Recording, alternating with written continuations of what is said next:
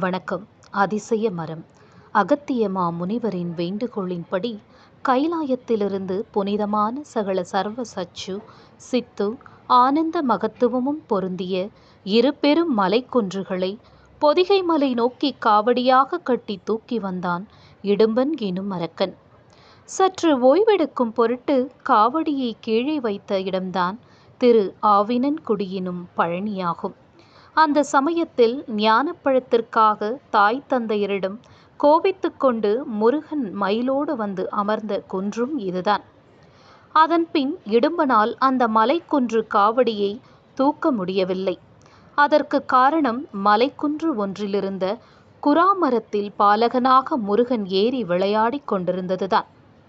அடுத்து இடும்பனுக்கும் முருகனுக்கும் பெரிய சண்டையே நடந்த பின் முற்பிறவி கர்ம வினைப்படி இடும்பன் முருகனால் வதம் செய்யப்பட்டு சேவலாக ஆட்கொள்ளப்பட்டான். அந்த புனிதமான குராமரம் இன்றும் பழனி மலையில் படிப்பாதையில் இருக்கும் இடும்பன் சன்னதிக்கு மேற்கு புறம் பசுமையாக இருக்கிறது. இந்த மரத்தை இந்தியாவில் வேறு எங்கும் காண முடியாது என்கின்றனர். பழனிக்கு புனித யாத்திரை போகும் மெய்யன்பர்கள் தவறாமல் இந்த மரத்தையும் வழிபட்டு வந்தால் அதிசயம் நடக்கும். நன்றி.